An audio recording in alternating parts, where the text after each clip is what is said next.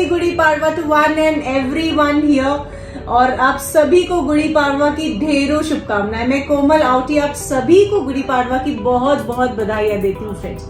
जैसे कि हम जानते हैं कि हम जैसे इंडिया में रहते हैं तो त्योहारों का और हमारे फाइनेंस का बहुत ही ज्यादा गहरा रिश्ता होता है, तो ये आगे आने वाले वीडियो में हम लोग समझेंगे फ्रेंड्स। जैसे कि आज गुड़ी पाड़वा है और हम सभी जन हमारा न्यू ईयर सेलिब्रेट कर रहे हैं। हिंदू समाज का न्यू ईयर इसे माना जाता है। सेम तरीके से आज फाइनेंशियल न्यू ईयर भी माना जाता है, इसीलिए सोचा क्यों ना एक वीडियो बनाया जाए फ्रेंड्स।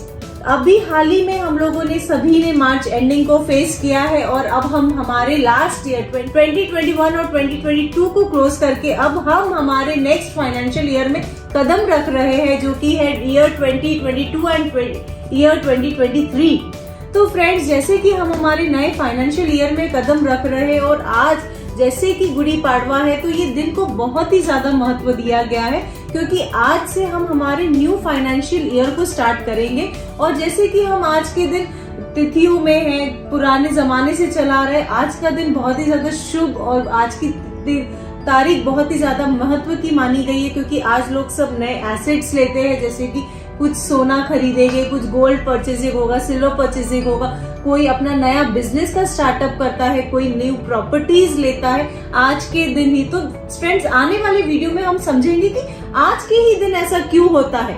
फ्रेंड्स, इसका एक सिंपल सा आंसर ये है कि हम लोगों ने हमारे लास्ट ईयर के फाइनेंशियल ईयर को क्लोज कर दिया है और अब हम जब हमारे न्यू फाइनेंशियल ईयर में कदम रख रहे हैं तो हम सभी हमारी शुरुआत जो होती है फाइनेंस की वो बहुत ही ज्यादा अच्छी तरीके से करने चाहते हैं विद अ पॉजिटिव ट्रैक। इसलिए आज के दिन बहुत से लोग खरीदी करते हैं, जैसे कि मैंने आपको बताया गोल्ड की, सिल्वर की, प्रॉपर्टी का परचेजिंग होता है, कुछ लोग नए बिजनेस के स्टार्टअप्स करते हैं। फ्रेंड्स, हम सब ये चीजें जानते हैं और समझते हैं, बट साथ ही साथ हम सभी को कुछ फाइनेंशियली एनालाइज करने की भी बहुत ज्यादा जरूरत है। आज के दिन मैं आपको बता दूं, त्योहार सेलिब्रेशन के लिए तो होते ही है, बट आज का जो दिन है, गुड़ी पाड़वा का जो दिन है, वो और भी ज्यादा महत्वपूर्ण होता है हमारे फाइनेंस को अगर हम ध्यान में ले तो मैं चाहती हूँ कि इस वीडियो के साथ साथ हम हमारे थोड़े से फाइनेंस का भी एनालाइज करके ले, तो ये वीडियो आपको हेल्प करेगा कि किस तरीके से आज आप आपके फाइनेंस के ऊपर वर्किंग कर सकते हैं। तो फ्रेंड्स, सबसे पहले तो बहुत ज्यादा जरूरी है, हमारे पिछले साल को हमने खत्म किया है फाइनेंशियल ईयर को,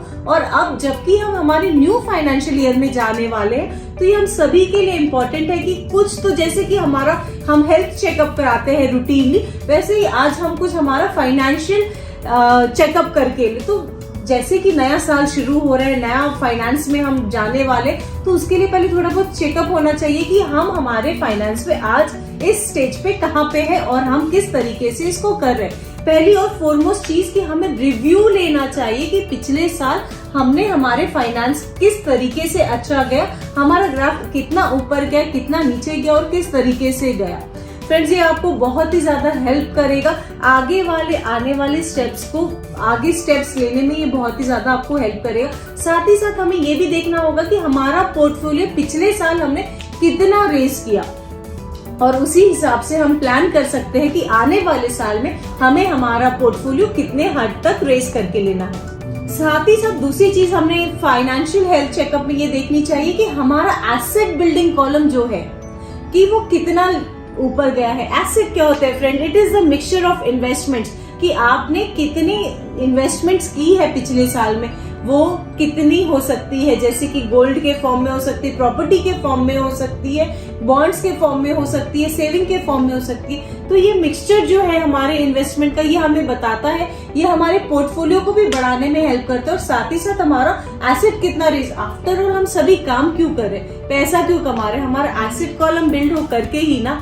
तो यह भी हमें देखना बहुत जरूरी है कि पिछले एक साल में लेके आज तक हमने हमारा कितना एसेट कॉलम बिल्ड किया, कितना कॉस्ट बेनिफिट हमने हमारे एसेट कॉलम को लेकर गए हैं, और उससे हमें कितना टैक्स प्रॉफिट किया गया है फ्रेंड्स। साथ ही साथ तीसरी चीज जो कि बहुत ही ज्यादा इंपॉर्टेंट होती है फ्रेंड्स, जैसे कि मैं आपको बता दूं, वो है कि टैक्स पेइंग जो होती है वो बहुत ही ज्यादा मेजर रोल प्ले करता है। तो ये भी हमारे लिए बहुत ज्यादा जरूरी है कि हम हमारा टैक्स टाइम पे और वो भरे ही, क्योंकि इससे हमें बहुत सारे एडवांटेजेस हमारे फ्यूचर के लिए मिलते हैं जो कि हमें आगे जाके बड़े बड़े काम करने में बहुत ही ज्यादा हेल्पफुल होते हैं। चौथी चीज जो हमने रिव्यू लेनी चाहिए वो है कि हमने कितना हमारा इन्वेस्टमेंट लॉन्ग टर्म और शॉर्ट टर्म के लिए लगा रखा है फ्रेंड। ये हमेशा से याद रखें कि जो रिस्क टेकिंग एबिलिटी हमें जितनी होती है उतना ही ज्यादा हमें एडवांटेज भी होते हैं, बट हमारे अंदर क्या उतनी रिस्क टेकिंग एबिलिटी है, क्या हम उतना रिस्क ले सकते हैं लॉन्ग टर्म इन्वेस्टमेंट्स के लिए। तो हमें ये भी एनालाइज करना, रिव्यू लेना बहुत ही ज्यादा जरूरी है कि पिछले साल में हमने कितना लॉन्ग टर्म इन्वेस्टमेंट्स किया और शॉर्ट टर्म इन्वेस्टमेंट किया। ये हो गई सारी हमारी फाइनेंशियल हेल्थ चेकअप की बातें, जो हमें आज बताएगा कि पिछले साल जो हमने मेहनत की है, पूरे 365 दिन हमने काम किया है और मेहनत की है, इससे पता चलेगा कि आज हम जहाँ खड़े हैं वो कहाँ पर हमको लेकर आए। तो ये तो सालाना हमने करना ही चाहिए, क्योंकि जैसे हम हमारा हेल्थ चेकअप कराते हैं वैसे ही हमें हमारा खुद का ही फाइनेंशियल हेल्थ चेकअप करना चाहिए फ्रेंड्स। अब चलिए बात करते हैं दूसरी की, हमारा जैसे कि न्यू ईयर शुरू हो गया, फाइनेंशियल ईयर शुरू हुआ है, तो हमें बजटिंग की तरफ भी ध्यान देना चाहिए फ्रेंड्स। क्योंकि अगर आज आप साल भर की बजटिंग बना लेते हैं तो जाहिर सी बात है जो बेफिजूल का पैसा खर्चा होता है वो कहीं ना कहीं शॉर्ट कॉस्ट कटिंग हो जाएगी, कहीं ना कहीं बच जाएगा।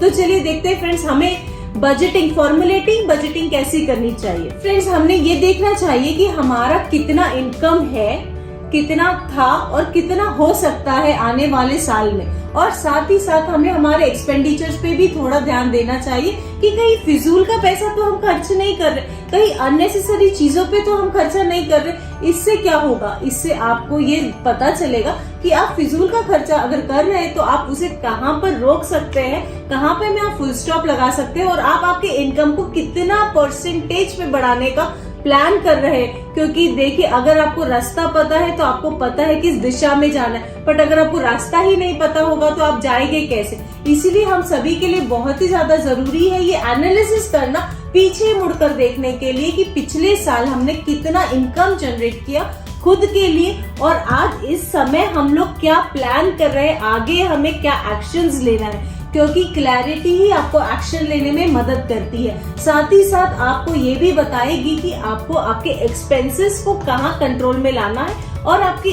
एक्सपेंडिचर्स को किधर में आपको कंट्रोल लगाना है और कितनी हद तक ही आपको एक्सपेंडिचर्स पे खर्चे करने हैं।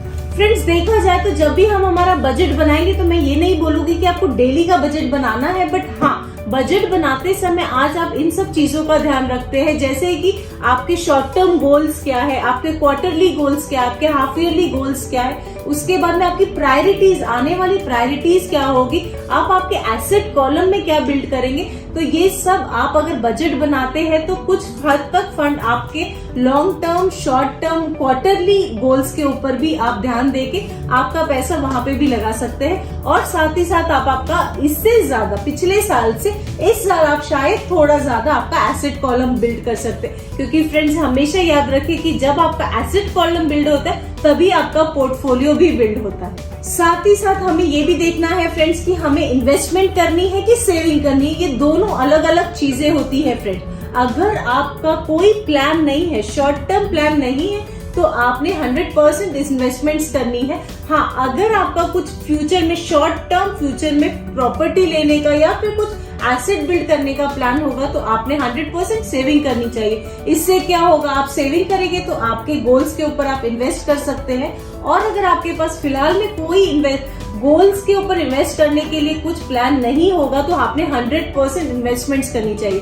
अगर आप एक अच्छे रिस्क टेकर है तो आपने 100% अच्छी रिस्क लेनी चाहिए, जैसे कि आप इक्विटीज पे ले सकते हो और भी बहुत सारी चीजें हैं। और अगर आप सेफ गेम खेलना चाहते हैं तो आप mutual funds, bonds, fix deposit में इन्वेस्टमेंट्स कर सकते हो फ्रेंड्स अगर आपको म्यूचुअल फंड्स में इन्वेस्टमेंट करनी है और आपको एक अच्छा रिटर्न उसमें से मिलना आप एक्सपेक्ट करते हैं कि आपको उसका अच्छा रिटर्न मिले, तो आप ये हमेशा से याद रखें मिनिमम 7 इयर्स तो आपने म्यूचुअल फंड में इन्वेस्ट करना चाहिए, क्योंकि उसके बाद जो आपको रिटर्न्स मिलेंगे वो बहुत ही ज्यादा अच्छे होंगे। उसका जो परसेंटेज रेशियो होता है वो काफी अच्छा होता है। तो फ्रेंड्स ये थी गुड़ी पाड़वा के दिन थोड़ी सी फाइनेंशियल टिप्स आप सभी के लिए। मैं उम्मीद करती हूँ कि आज का दिन तो आप सभी सेलिब्रेट करेंगे, बट मैं साथ ही चाहती हूँ कि जैसे कि हमारा न्यू फाइनेंशियल ईयर शुरू हो रहा है तो थोड़ा समय आप लोग आपके फाइनेंस के ऊपर भी काम करें, क्योंकि आफ्टर ऑल आपका आज की वर्किंग आपके पूरे साल भर की एक्शन में मदद करेगी। आज की क्लैरिटी आपको आगे क्या एक्शंस लेनी है,